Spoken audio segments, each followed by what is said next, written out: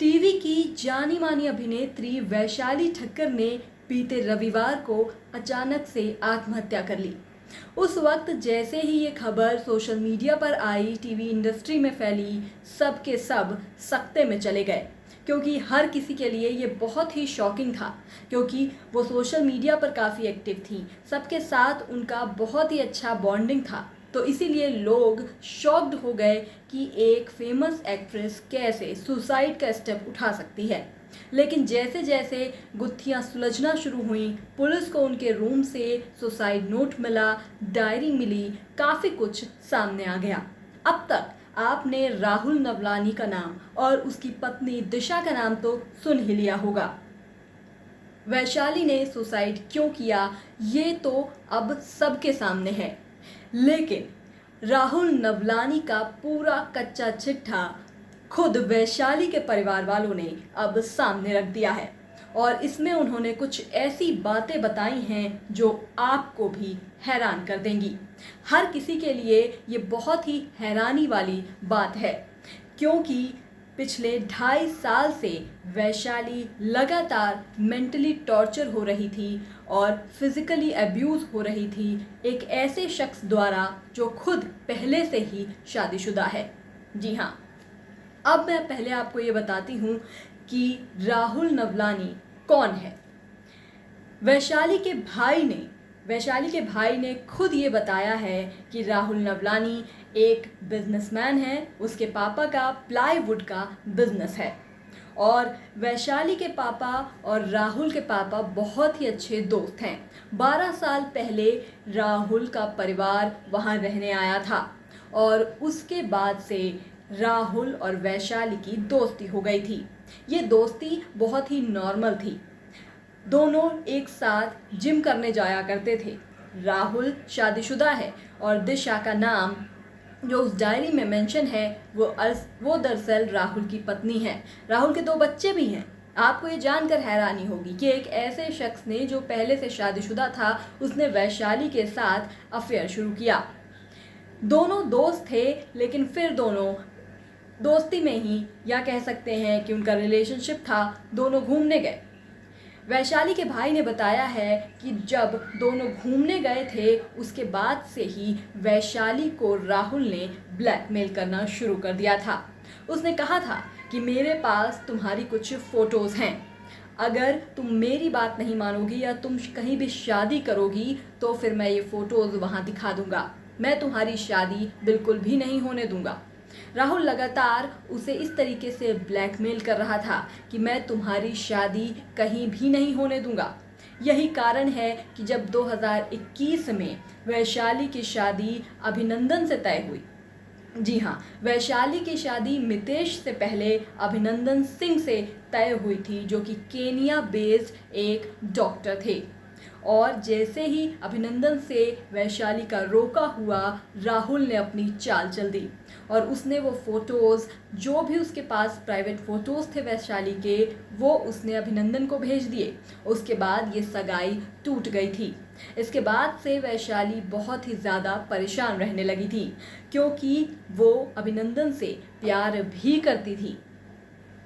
ऐसा मैं नहीं, बल्कि उनके भाई का कहना है। अब जब वैशाली की शादी फिर से तय हुई, तो राहुल ने फिर से लगातार वैशाली को ब्लैकमेल करना शुरू कर दिया था।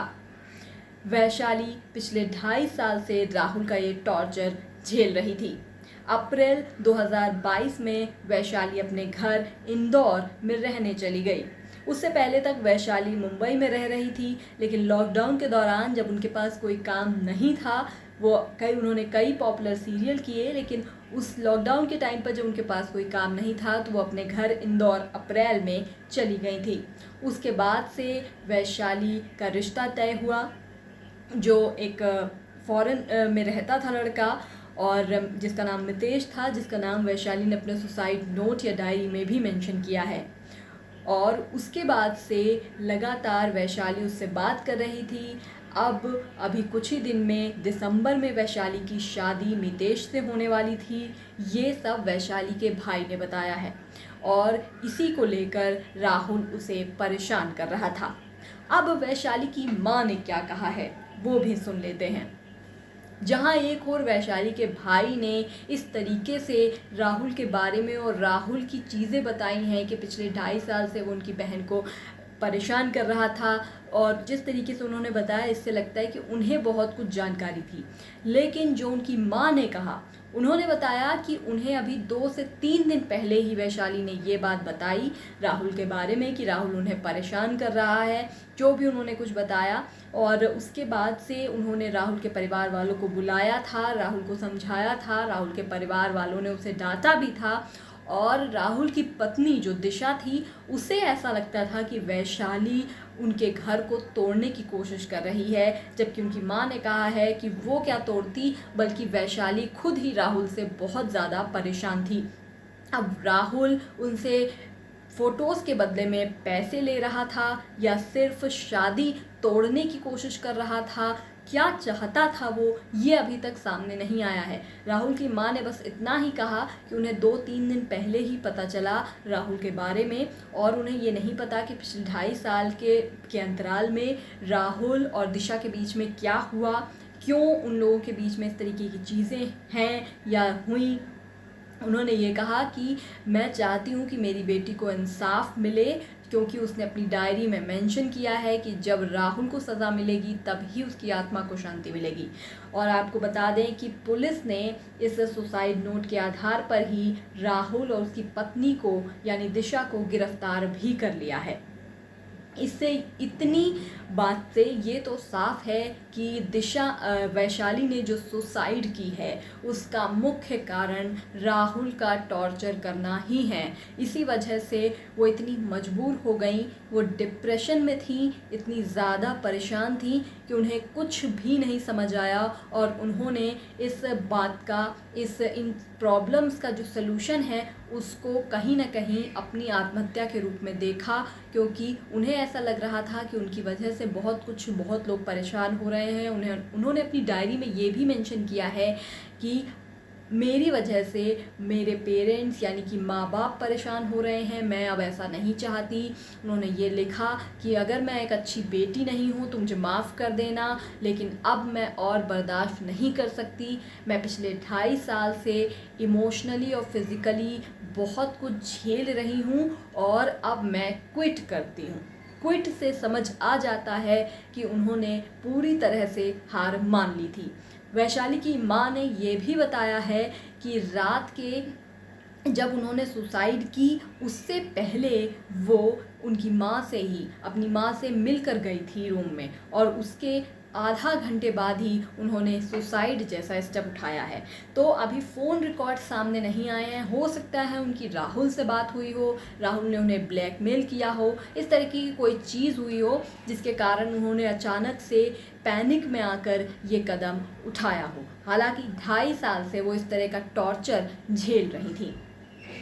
तो यहाँ से ये तो साफ हो गया है कि पूरी तरह से इस सुसाइड जो कदम उन्होंने उठाया इसमें वैशाली पूरी तरह से राहुल से परेशान थी। अब ये अभी खुलना बाकी है कि राहुल के पास वैशाली के फ़ोटोज़ कैसे आए, वो तो राहुल ही बताएगा। जब पुलिस उनसे सवाल करेगी कि राहुल के पास वैशाली के फ़ोटोज़ कैसे आए, उनका रिलेशनशिप था, उनका अफेयर था, कितने दिन तक चला, उनके बीच आखिर ऐसा क्यों हुआ, और अगर वो शादीशुदा था तो उसने वैशाली के साथ अपना रिश्ता क्यों शुरू किया।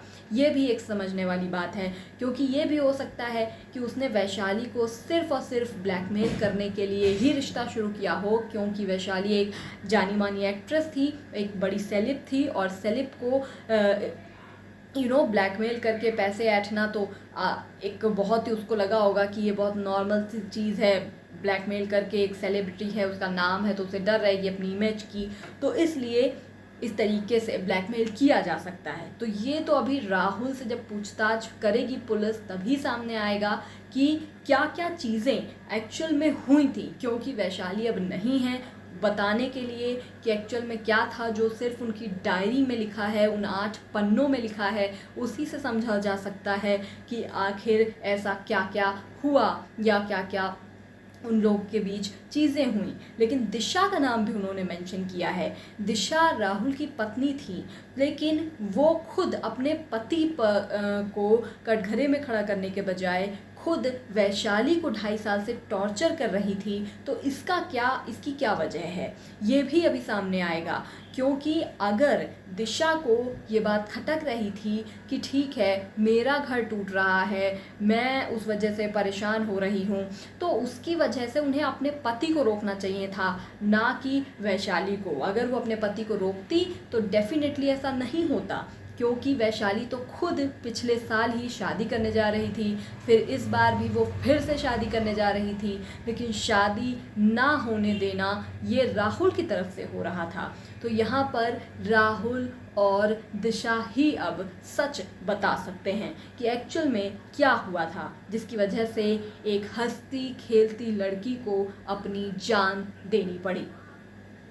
दोस्तों, इस वीडियो में जो भी था वो तो फिलहाल वैशाली ठक्कर की लाइफ से रिलेटेड था, लेकिन इस वीडियो से नहीं, वैशाली ने जो कदम उठाया उससे ये सीख लेने की ज़रूरत है कि अगर आप कभी भी ऐसी सिचुएशन में हो, किसी भी प्रॉब्लम में हो या किसी भी धोखे में फंस गए हों, तो उसमें आत्महत्या जैसा स्टेप, सुसाइड जैसा स्टेप उठाने के बजाय किसी की हेल्प लें। और वो हेल्प आप अपने फैमिली वालों से ले सकते हैं, अपने दोस्तों से ले सकते हैं, जो आपके अच्छे दोस्त हैं, अपने पार्टनर से ले सकते हैं, अपने पार्टनर को बता सकते हैं, जो भी आपको लगता है कि आपकी प्रॉब्लम को समझ पाएगा या नहीं भी समझ पाएगा, लेकिन वो आपका ट्रू फ्रेंड है, आपको समझता है, उसको आप अपनी प्रॉब्लम बता सकते हैं, ताकि आप इस तरीके के कदम उठाने से बचें। क्योंकि लाइफ को ख़त्म करना कोई भी सलूशन नहीं है। आज वैशाली ठक्कर हमारे बीच नहीं है,